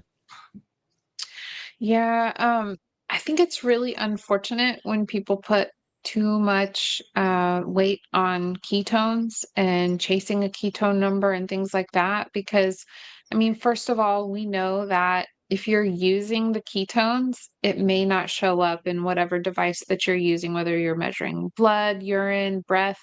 And so by chasing ketones, and it's all about what we tell ourselves, right? Like There's the placebo effect, the nocebo effect, if anybody's heard of that. But your belief in things, if you're eating something that you believe is good for you or you believe is bad for you, then that can affect physiologically what happens to you. So the same thing with chasing ketones. If you're sitting here believing that, well, I can't lose weight unless my ketones are this number, or I can't feel good mentally unless my ketones are this number. And the same with the blood sugar. There's so many people, they wake up, they're feeling good, they're excited about life, and they're like, "Oh, I bet my ketones are so high right now because I have so much mental clarity. I'm feeling so optimistic." They check it, they have terrible ketone numbers, and they're like, and it ruins their whole day, throws everything off. And it's like all because of a number. Go based on how you're feeling. Um, I would say, unless you're dealing with something like, cancer, where you have to be, you're fighting tumors and things like that, the growth of tumors. Um, or, I mean, depending on how severe your mental health is, I think that so many times for the majority of people, chasing a ketone level does more harm than good. And I know that there's some people who have really thrived by looking at those numbers, but I think it's a much more rare situation. Sometimes it's just a distraction of, like, they see a number and they feel like they're doing good, and so that happens. I don't wanna ramble too long, but I will say there have been studies done on, it's a really interesting study if anybody wants to look it up. It's like the milkshake study, and they had milkshakes that they fed 2 groups of people. One of them, they told the people, "Hey, this is full of sugar. It's probably gonna make you gain weight." It's very fatty as well, so you might gain some weight, and they had to drink these, milkshakes. Same exact milkshake to a group where they said, "This is actually a really healthy shake. It helps you lose weight," all these things. And this is where they discover that your belief in things really impacts what happens to you, because the group that was told that it's unhealthy and it's gonna make you gain weight, they actually gained weight. And the group that was told that it's good for you and it's gonna help you lose weight, they either stayed the same or they lost weight. So I think that's what they call the nocebo effect, or, whatever it is. But hope that helps. Yeah. Interesting to hear you guys' feedback. If y'all look up that study, or if you've heard of it too, just drop it in the chat. Yeah, 100%. And I just think on all those things, like, unless you've tried it and you have a very specific thing that you're troubleshooting, just like anything on Carnivore, I think there's always, for very specific things you can troubleshoot. But in the big picture, one of the biggest things looking back on it, and this is what I'm going to do a video on, and it goes outside of Carnivore into everything. But every other single diet that I ever did, the focus was always on what I wasn't going to eat and what I was going to restrict eating in moderation and all this nonsense. And that put my constant focus and energy on the foods that I was addicted to, kept them in my mind, kept them trying to moderate it. It kept willpower being the source of everything. And it kept my focus on the thing that I wasn't going to overeat on, or that I had to moderate, or the decisions.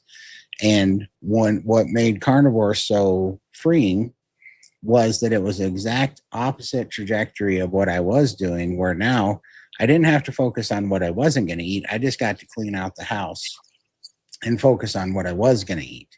And I didn't have to moderate it. I could use that as a tool in excess to hit my stretch receptors and know that it was doing work for me.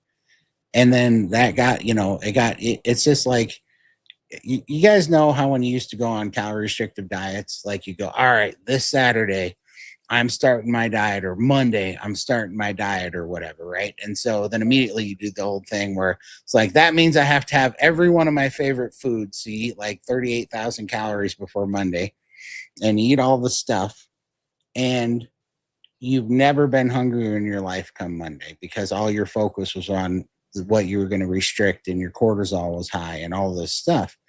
And it's just so freeing. And there's a lot that I want to talk about at that, when you can just leave all that behind and stop focusing on what you're not going to do and start building what you are going to do. And, Jordan Peterson always said, you better be careful if you take away a habit or something that's filling a void in your life. If you don't have a plan to fill that back up with something, God only knows the hell that's going to come into that void in your life, the new bad thing, if you don't have a plan for it. And that's what I love. Instead of taking stuff out and creating this void and trying to do it with restriction and leaving a void that you're missing, you can focus on carnivore, and you can crowd everything else out by filling up with the carnivore foods. You can push it all out, and you have this new thing to focus on. And now you're not focused on restricting to lose weight. You're focusing on eating carnivore foods to build a new body and to nourish yourself and to build this new thing. And that is done. I mean, I've seen that not only fix my food addiction, but gambling addiction and my mental health and my habits and weightlifting habits and exercise and create new disciplines. It is so much better to break bad habits and to change habits and really build a new schedule and structure and lifestyle, new habits and real change, by not focusing on what you're going to not do anymore, but focusing everything on the new thing that you're building. And that's why I don't like all those fancy things, because we're not listening to our body and getting the feedback from the new thing that we're building. We're sitting here still playing kind of the same game of calorie restriction to manipulate a certain outcome that we want. We're still trying to do that with these numbers, and we really don't know the mechanisms that we're trying to even play with. Nobody really, unless it's said for a very specific reason, nobody really knows why you want that number anyhow. It's a very vague number that could mean nothing to most people, that you're way better off listening to your own satiety and, leptin and ghrelin signals, and feeding your body when it's hungry and eating through cravings and just doing that and letting your body fix itself. It's so much more beneficial and just freeing. You don't have to worry about any of the nonsense. All right. I can't remember. Do either of you drink coffee? I'm guessing no. So I do now. So, but I've for over 2.5 years. In fact, I'll come out of the closet on some things. I'm not really hiding it, but I hate to say things because I'm not in my first year of carnivore or my second year of carnivore or my third year of carnivore. And if you ever watched any of my stuff, and I tell everybody to do lion diet for at least 90 days and then add things back in one at a time to see what you can have and if it has any benefit or any negative benefits to you. I think that there's things that we can bring back later once we're healed, if we're really honest with ourselves, that it's not putting us in a bad spot, that it's not taking control of us, that it's not causing us to heal slower or go backwards or get sick. And when my schedule got busy, I wanted to see if I could try coffee, because honestly, it's not even the coffee that I love. It's the ritual of getting the coffee. It seems stupid, but I had this ritual every morning where I'd get up and I would go to a coffee shop. And for some reason, I do my best thinking. And it's kind of like this cortisol dump when I get in the car and drive for 45 minutes round trip to get the coffee. And I really miss that ritual because it was something that just clears my head and helps me. And so I've had a lot of things going on, and that helps me deal with getting my thoughts in order. And I don't know why, but I mean, I even tried just going to town and making a loop. I mean, it sounds stupid, but I would just get in the car and do a loop. And I was too focused on being how stupid it was to be driving a loop in the car. So I tried sitting in the car in the driveway, and I don't know what it is, but there was something to being able to think and go do that. So anyhow, I started adding back one iced coffee every day, and I didn't have any negative effects from it. I think I healed past that. I didn't have any inflammation or swelling. If I have it too late in the day, it does mess with my sleep. If I don't have that thing gone by like 10 or 11 o'clock in the morning, then it'll start to mess with my sleep. But other than that, so I do have one cold brew every day now. And in addition to that, the other thing that I added back that I quit for 2.5 years is some nicotine. And I don't do any tobacco because that was why I quit it. But I just do these little clean nicotine pouches. And, you teach their own. There's some benefits to, and I'm not going to use this as an excuse because I use way more nicotine than those small doses talk about that are like, fractions of a milligram, like 650 micrograms. I do way more than that. But it was something I never even planned on quitting, but my body wanted me to quit Copenhagen 2.5 years ago, and I did. And then when my schedule got busy, I was just like, I'm going to try these clean pouches and see if I like them. But I've been quitting them like every 6 weeks for 2 or 3 weeks because I just want to make sure I'm not getting addicted to them. So I'll quit them for 2 or 3 weeks every 6 weeks. But it's just some little treat that I've been having. But that's something that I'm doing now. How about you, Alyssa? Oh, really? You're gonna call me out like that, Todd? I am. Yeah, so I'm actually really happy that I've been able to add coffee back in and not have any issues. Um, Now I did I for the first 11 months of carnivore, I was I was carnivore for like 4 months, and then I went into the lion diet, and at the time, as I said, I was very, very sick, very ill, very near death, and, as the months progressed by the way, I was able to start working again after only 4 months carnivore, so, it was a really of course, it was a desk job, it wasn't physically challenging, but the fact that I was able to have the mental clarity to have a desk job and drive to work and sit there for a 12-hour shift was pretty amazing, after being so close to death. So I kept, carnivore, then lion, plus coffee for the first 11 months of my journey. And then at that point, I realized, okay, I'm 41 years old. I have not had a period in approximately 3 years. So I'm either in early menopause or just I haven't healed completely yet. And I kind of assumed I was just in early menopause. I wasn't going to get my period back. Okay, no big deal. I didn't miss it. But there's a lot of other health issues that can come about if you know, aren't producing those hormones that make you have a period. So I decided I just want to see what happens if I do the lion diet plus removing the coffee, actually. And in less than a month after actually cutting out this coffee, in less than a month, I got my cycle back. And I felt even less like, of course, I was able to come off of all my medications long before that, but I still had that residual kind of running anxious and very camera shy. Like, I would not turn my camera on for all the Zoom calls in the community. Um, so once I gave up that coffee, it was like that last bit of constant anxiety was just poof, gone. I finally turned my camera on. I was able to start hosting meetings, like open chat and things like that.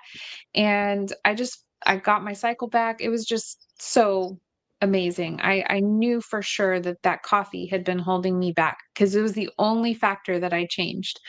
So about a year passed with no coffee, and I tried to add it back in, and I just broke out in psoriasis, which is another thing I haven't mentioned yet today that I've healed. But I used to have terrible psoriasis. It would be covering like my scalp, my forehead, certain parts of my neck and my chest. It was just really bad. If you don't know what psoriasis looks like, Google it.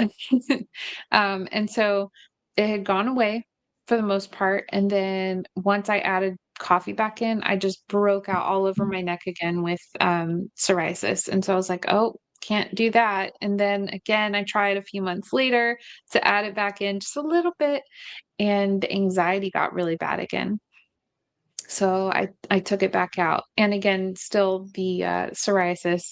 So I'm now around that 3-year mark, and, I tried adding back in coffee after a few months, well, I guess a few months ago, and, I didn't have any more psoriasis come back. I haven't had the anxiety come back, so I just feel like, hey, if I enjoy it and it's not causing any health problems or anything like that, then why not? Why remove it? So That's been my journey with coffee. That's awesome. I want to post this up here again while we have a lot of people in here.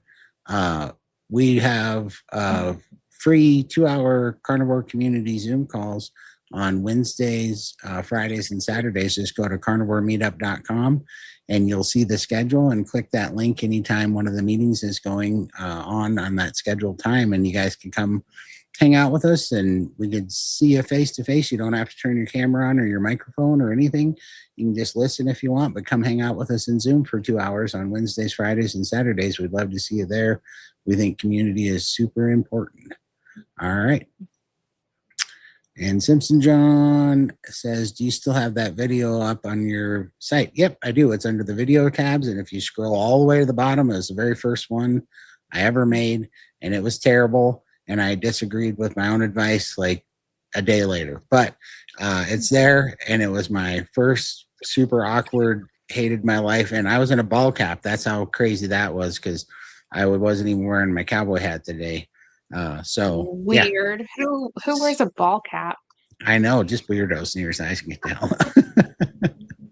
All right.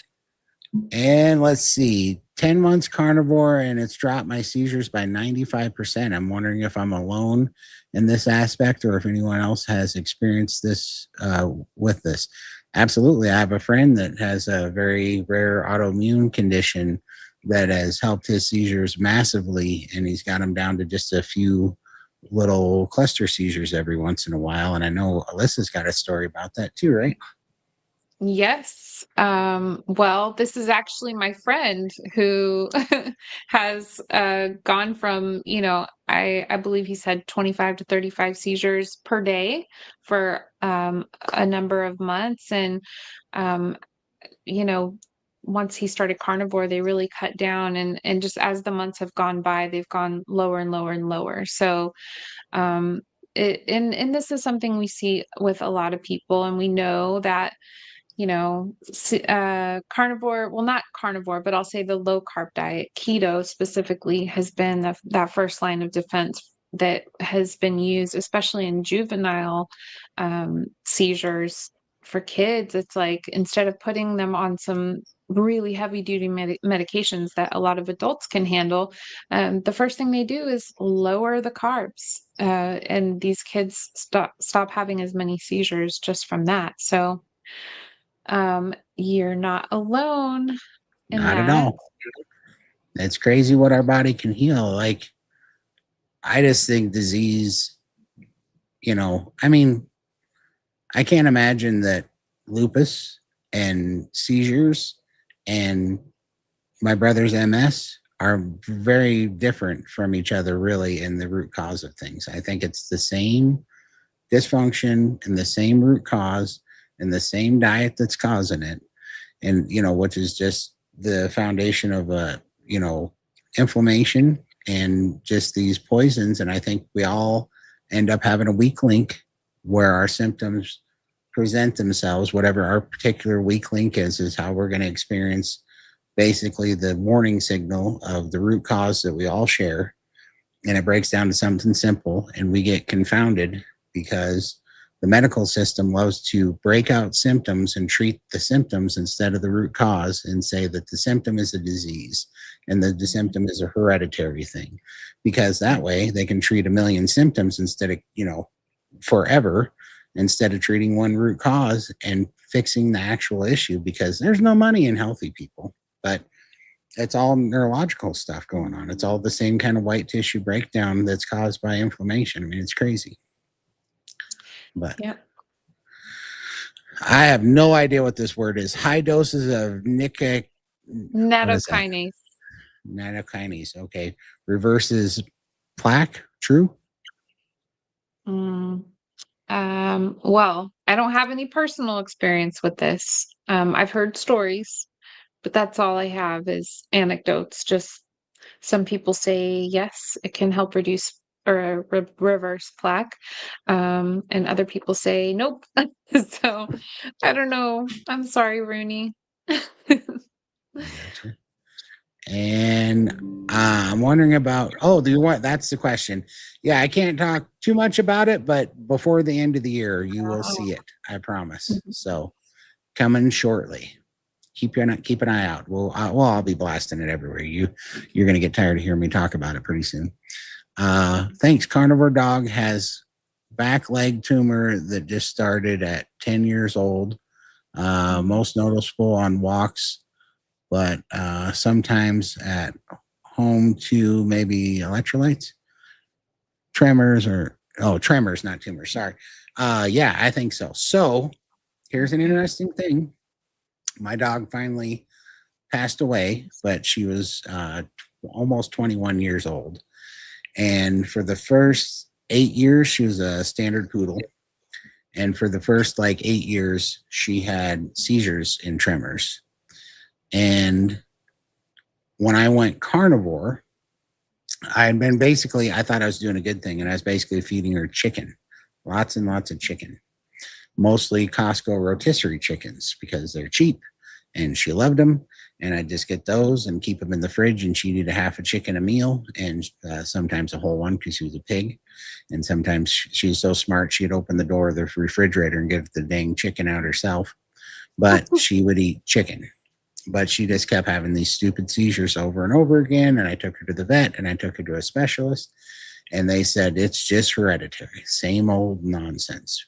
Well, when I went carnivore, I started just feeding her beef because that's what I was eating. So I switched her from chicken to I was just getting her the cheap cuts of beef and I was getting her the chuck the kind of throwaway little stew meat that Costco has. And I was just feeding her a pound of that a day and sometimes a pound and a half. And after like 2 years, I just noticed, holy crap, she hasn't had a seizure yet, you know? And I wasn't sure what was going on there. And then when I was trying to raise my testosterone with chicken eggs and kind of through my, and sorry, I hadn't gone carnivore yet. I was actually, that was during my keto years before carnivore. But I just noticed through my keto time, I was trying to eat chicken myself back then. And I noticed that I didn't feel good. And so fast forward, I was in when this got into carnivore, and even on my keto days, I was eating more beef. She was eating beef, stopped having seizures, but I couldn't eat chicken and I was getting sick eating chicken. So I found a rancher, a chicken farmer out here just down the road from me, and I bought 50 egg laying chickens. And I said, is there something up with the chicken? Yeah, I was just talking to her because she's the chicken lady. And so I was like, is there something up with the chicken? Because it seems to make me sick. And she said, she goes, yes, there is something up with the chicken, and it makes a lot of people sick. These mass grown chickens, we call Franken chickens, and people aren't supposed to eat them because they're cross, what do they call it? Incubating two species of chickens that don't breed in the wild. And they grow these Franken chickens that grow like 400% larger in like half the time. And there's something wrong with the proteins in them. And she goes, you know how they figured this out was in the dog food. They were feeding all this chicken in the dog food and it was causing all the dogs to have seizures. And people found out when they're eating a chicken dog food that their dogs are having seizures. And I was like, that rang a bell. And I was like, that's what happened to my dog. That's why she's not having seizures anymore. I got her off the chicken. Fast forward to like 2 years ago. Well, when I was in Texas in Austin for the Hack Your Health thing, my mom was watching my dog. She gave my dog one Costco rotisserie chicken, and she had to see her first seizure in years within 45 minutes of eating that chicken. So Yeah. I haven't eaten chicken since. And Yeah. I think, I think that that's what's happening to dogs. I think it's actually the Franken chicken that's doing it. Yeah, I agree. And I know that there are some people who have carnivore dogs that they feed chicken to, and that's fine. We're not saying that chicken causes seizures, but for some people, it can. Like if you're a person or a dog who is prone to seizures, um, look into that. I'll just say that like each person has their own list of things that's going to cause more inflammation and trigger whatever symptoms you're dealing with. Um, but I'll just say also that there's this myth around, oh, like dogs need sweet potatoes or pumpkin or these things are good for them. Can you just offer them some meat and some pumpkin and see which one your dog goes for? Like, I mean, you're having to mix these things together and disguise the veggies and fruits and things like that in order to, like, for it to taste like meat so that the dogs will eat it. And that's what I think that's why so many pets are having human diseases these days. They're getting seizures, heart disease, kidney failure, liver issues, just so many things. And it's like I've known so many people who've been, well, I won't say so many. I've known a handful of people who had pets that they put on a vegan diet because they were vegan, and they're wondering why their pets are in liver failure or kidney failure or having seizures or heart disease, or why they just suddenly had a short life. Like, oh, I thought they were going to live a long time. There was actually one couple that I used to, work for, and they said they had their little best friend dog that every night they would go get fast food, and he got his own, hamburger with fries and a shake, and it was just the cutest thing to them, but they wanna know why their sweet little dog didn't live past 6 years of life. Could it have Exactly. been the burger, fries, and a shake? I don't know. But Uh, anyway, that was a side topic. But yeah, I think that chicken in general is more inflammatory than ruminant meats, but these Franken chickens can definitely trigger seizures or whatever issues people are well, dealing with. So I think it's if a you lot like I think it's a lot like gluten. I think the chicken is a mm, lot like gluten in the way that gluten is a bastardized protein molecule that doesn't fit in the receptors, so you get leaky gut from it, and all these free radical proteins are just floating around, and your body doesn't know what to do with it. And mhm, so it causes like an immune response. And I don't know if it can be like, they're saying, I don't know how true it is, but some of the plaquing on MS brain and spinal cord is from the proteins, because it's kind of like a perfect storm where if you have preservatives in food are detergent that breaks down the mucous membrane in the gut lining, which causes you to have leaky gut. And then your body doesn't have a place to put these protein cells in gluten. And so you end up with leaky gut with these gluten proteins floating around in your body. And somehow, for whatever reason, they end up attaching, they believe, to the spinal cord and like the brain tissue, mhm. and they think that that's some of the white plaquing, and then your immune system's attacking these things, and they end up attacking some of the tissue. I don't know how true that is, but that was a few papers that I read on that, and I feel like if they're making unnaturally shaped proteins in these chickens by breeding these two species that won't breed in the wild, and it seems similar, because it's weird that both of those things end up having like an autoimmune, like neurological effect, and how quickly that happens with the chicken and the dogs. That's kind of what I think's going on. But 100%. And also, you brought up something that reminded me of the greatest comedy sketch I still have ever seen to this day. Look up Joe Rogan vegan cat, and you will laugh your butt off. It's still my favorite to this day. All right. Okay. Question: do you need to be in ketosis for dementia that I was just diagnosed with stage this leads to dementia? Hmm.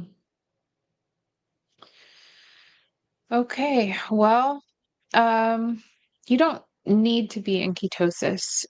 I think that, like we were talking about earlier, I don't think that ketosis should be the goal. I think that it should be the side effect of eating healthy. Right? It's like if you're eating right and you're not eating the carbs and the sugar and you're taking care of yourself, you're not eating a whole bunch of dairy and things like that that can also spike your blood sugar. I think that ketosis is oftentimes a side effect of that. And so a lot of people end up associating, oh, I'm feeling good, I'm reversing dementia, I'm not symptomatic, thanks to ketosis, but really it's thanks to the diet that also put you in ketosis and reversed these symptoms of dementia. So I know for a fact, if I were dealing with a possible diagnosis of dementia, I would absolutely, I mean, it's some people refer to it as type 3 diabetes, and diabetes is elevated blood sugar. So get all the sugar out of your diet, all the carbs, all the things, even parts of your lifestyle that could be causing you to have high blood sugar, like not getting enough sleep, being really stressed out all the time. These things are terrible for you in so many ways, but um, I hope that you're able to reverse that, Kathy. All right. And we're going to do a little rapid fire round since we're at the end of the hour. We have about 6 questions. And somebody's yelling at us. I'm so sorry if we missed your question, but she's basically asking what we think about bulletproof coffee. I'll go first. I don't think MCT oil is necessary, but if you want to put butter in your coffee, go for it. Also, if you have healing to do and you're new to carnivore, I would prioritize getting coffee out of your diet to I'd prioritize doing lion diet for 90 days, figure out what you can do and add things back one at a time, be real honest with yourself. And if you have healing to do, I wouldn't have coffee at all. And but if it's not bothering you, I'd add butter. I don't see the real point of MCT oil unless you have like an extremely real messed up lymphatic system, maybe, but I had a pretty messed up one and I still didn't like it. But that's my personal opinion. Do you have what's yours, Alyssa? Exactly the same, 100%. All right. Question, Alyssa, what did your doctor have to say about your miraculous recovery? Oh gosh. Well, I've had 2 doctors yell at me because why aren't you taking your medications and why did you not follow up with the rheumatologist? And like I mean very rude. Like they were personally offended that I was doing so well. Yeah, they're And making a car payment on your medications you don't have to use anymore. yeah, it was wild. And then so my son ended up having some health issues several months ago. I've shared he went carnivore temporarily and really did a lot of healing in that time. But in one of his trips to the emergency room, I went with him, and there was a doctor there who saw me at my worst. And I said, "You probably don't remember me. You probably don't even recognize me because I am so much healthier now." Like when she saw me, I was emaciated. But the reason why I remembered her is because she had lupus and she gave me hope. She said, "This is a brand new diagnosis for you. And I know things seem grim right now, but if you can just get in with a rheumatologist, we have great, medical care and, you know, great medications that can save your life and all this stuff." And so that was like, oh, if she has lupus and she's alive, she's a doctor, she's walking around a hospital for 12-hour shifts and whatnot, there's a chance that I can live, right? So I told her, I don't know if you remember me, but I'm all better. It's actually lupus is in remission. And she was like, "Wow, I'm so glad to hear that. So, like, what medications are you on?" And I'm like, "None. I actually did it with diet." And I know, you probably don't want to hear that. And she's like, "Oh," she just got real quiet and looked at me like I was an alien or just grew a third ear or something. And she was just like, "Okay, well, good luck on everything." And she left the room. Like, she didn't want to ask questions. She didn't want to hear any more. She was just like, yeah, no. Like, there's so many people who just believe in their way and they don't wanna hear anything I else. know. So, I haven't had a single doctor go, "Oh my gosh, tell me more. I'm so happy to know that you can, put lupus in remission without medications." I know. It's so infuriating. I can't stand it because, like, you would think the people, you know, I think that science and doctors should be both kind of in the same boat, that it's a calling to find the truth and the most helpful thing for people. And it's not an indoctrination and it's not a cult and it's not a set of beliefs, it's data. And if you see somebody that contradicts your data, it that's standing right in front of you, it should at least, you know, garner you to ask the question or look into it or ask a few follow-ups. But it's like they don't even know what to do with it and they go on tilt and they just rush you out of there. It drives me insane. Let's see. Have you heard of apple cider vinegar triggering oxalate dumping and kidney stones? I have not.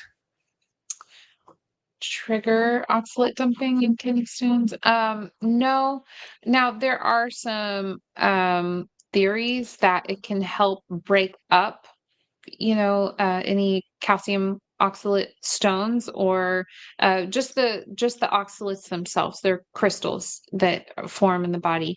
And so some people do lemon as the acid that helps break up those crystals, but you can also use apple cider vinegar, and that's supposed to have a very similar effect. So if you have oxalates in your body and you're drinking some apple cider vinegar or consuming it somehow, and if it triggers some type of dumping, it might be because it's just breaking up those oxalates. But I hope you can join us in open chat so we can have some back and forth. We're having our next one Wednesday, and then we'll have one again Friday and Saturday. So uh, let's talk more about that. Yeah, absolutely. Just go to carnivoremeetup.com. You'll see the schedule. We'll see you Wednesday, Friday, and Saturday. And we'll finish up with this question. Someone said Todd lost weight on Zepbound. Todd, tell us about your experience with Zepbound. Any side effects? What is Zepbound? I think that's a GLP-1. Is Zepbound one of the GLP-1s? No, Todd did not lose his weight on any GLP-1s. That's Todd is a mass opponent against GLP-1s. I hate GLP-1s. I think they're stupid and dumb and idiotic, and I hate them, and I think they're cancer, and I think they're going to be absolutely one of the worst things that ever happened to this planet when the full bill comes due on those. But no, Todd lost his weight on ribeyes, and lots of them. So no, I can't tell you about the side effects. What I can tell you is I talk so much crazy crap about GLP-1s that I took a pretty good massive amount of pushback on it. And when I started doing other peptides, tissue healing ones, people are like, how can you talk so much smack about GLP-1s? Retta is going to change the world. And Retta is a triple agonist. It's a GLP, GIP, and glucagon peptide. And so I decided I was going to try it for 4 weeks so that I could see if it makes you sick and nauseous and weak and slows your energy. And I couldn't make it past the 3rd week of doses, and it was micro doses, and it made me so nauseous and so weak and so tired. I think it's silly. And I am so thankful that I found Carnivore before I ever found a GLP-1, because Carnivore helped me heal the root cause and actually nourish and heal my body. And for anybody that doesn't know what Zepbound and GLP-1s are, they slow your gastric emptying and make it so hard for your body to absorb the nutrients of your food. It's a starvation shot. And everything that we teach here and everything that we agree with here is about healing your body with the nourishment and getting as much of the nourishment and protein and fats into your body so that it can heal the tissue, so that it can heal your endocrine system and heal your body's natural signaling so that you can let it take over and build the you that it was genetically designed to build. And you can't do that if your body cannot process those building blocks. So no, those things are ridiculous, and I wouldn't take one, and I would just keep coming to these carnivore meetings and get free from that, because the only benefit they have is if you're so helplessly addicted and you can't do carnivore, being that you just don't believe in it or you won't give it a long enough try and find a good community, that sure, it'll help you starve to death. But it's the same reason I'm against bariatric surgery, because the problem is not restriction. We're not over consuming causing these problems. Fat does not cause the problem. In fact, fat is keeping us healthy, believe it or not. We can go into that another time, but like Alyssa says, and I believe that the lucky ones get fat. Those of us, or those people that don't get fat, end up with autoimmune diseases and cancer. And I've seen that. We're actually a little bit more resilient, and our body's being kind to us. But fat is not the cause of the health problems. It's a parallel symptom of the root cause. So no, I didn't take Zepbound. So anyways, but we love you guys. Thank you so much. We had a huge audience today. Appreciate it so much. And we will see you guys Wednesday at 12 p.m. Mountain Time. We'll see you guys next time. Bye, everyone. See you soon.